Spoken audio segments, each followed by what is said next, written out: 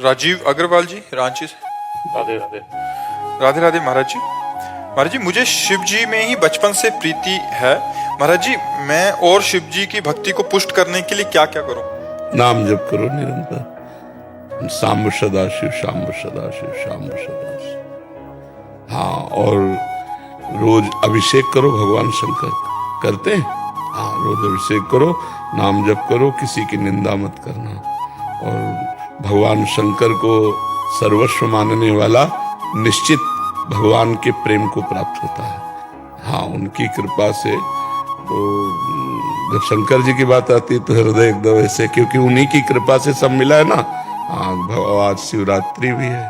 जो भगवान शंकर का आराधन करता है तो भगवान शंकर उस जीव के अहंकार का नाश कर देते हैं। अहंकार ही जन्म मरण चक्र का हेतु है। और भगवान शिव की कृपा से जब अहंकार नष्ट हो जाता है तो भगवान की विशुद्ध भक्ति उसके हृदय में जागृत होती है। भगवान शिव परम वैष्णवाचार्य हैं। सर्वसमर्थ भगवान होते हुए भी देखो, भगवान श्री हरि का चरणामृत गंगा जी अपने माथे पे धारण किए हुए हैं। तो बिना शिव भक्ति के अहंकार नाश नहीं होता, बिना अहंकार नष्ट हुए हरि की भक्ति नहीं होती। तो शिव और हरि दोनों एक होते हुए भी सर्वप्रथम शिव आराधना, शिव आराधना से ही जा पर कृपा न करें पुरारी, सो न पाओ मुनि भगत हमारी। हमको लगता है सबको पहले भगवान शंकर की आराधना करनी चाहिए। भगवान शंकर की आराधना से ही भगवान श्री हरि में विशुद्ध प्रेम। और कोई भी विद्वान जो अद्भुत विद्वान है वो भगवान शंकर की कृपा से ही होगा। कोई भी उत्तम सदगति अगर हुई वो भगवान शंकर की कृपा से होगी। तो भगवान शिव बहुत करुणामय है, करुणावतारम ही है। तो उनकी आराधना करने, और उनकी आराधना में खास बात ये, एक लोटा जल और धतूरे का फल। विश्व में कोई देवता नहीं जो खाता धतूरे का फल। कोई देवता लेगा? हाँ, धतूरे अकौड़ा का फूल।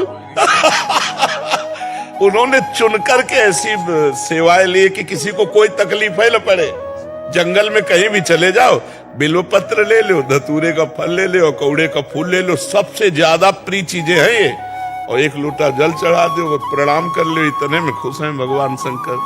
हाँ, बहुत आशुतोष है, शीघ्र प्रसन्न होने वाले, बहुत करुणामय और महान शक्ति है। पूरे विश्व का विनाश करने का पावर इनमें। तीसरा नेत्र खोल दे तो सब हाहाकार मच जाए। और इन्हीं के अर्धांग से काली, दुर्गा, अंबिका, ये सब इन्हीं के तो अर्धांग में विराजमान है। भगवान शिव की जितनी शक्तियां हैं उन्हीं के अंश से तो प्रकट है। तो भगवान शिव की आराधना सबको करनी चाहिए। धन प्राप्ति के लिए, बुद्धि प्राप्ति के लिए, परिवार मंगलमय हो इसके लिए, या भगवान की प्राप्ति के लिए, या तत्व ज्ञान के लिए, जो चाहो भगवान शिव प्रदान करेंगे। तो सबको चाहिए भगवान शिव की आराधना करे। 2 मिनट लगता है। बढ़िया पात्र मार्जन करके नहा धो के एक लोटा जल ले लो, 4 बिल्व पत्र ले लो, फूल ले लो, फल समर्पित कर दो, प्रणाम कर लो, इतने में जिंदगी सुधार देंगे भगवान शिव। बड़े कृपालु हैं। महाराज जी, पूर्व में बनारस में महाशिवरात्रि वाले दिन आपकी दिनचर्या क्या रहती थी? उपवास और 8 पहर की पूजा।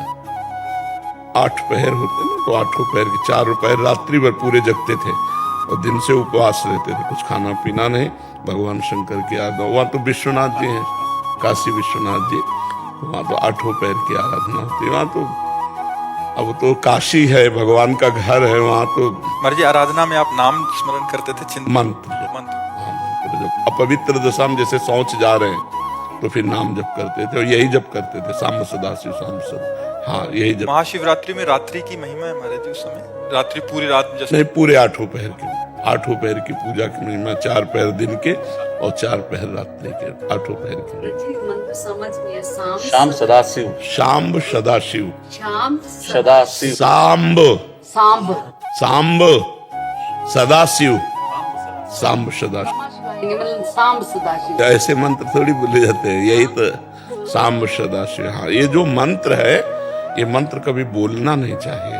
और ये हाँ, अंदर अंदर जपना चाहिए और गुरु से लेना चाहिए। इसीलिए वही गुरु से ही लेने के लिए जो है।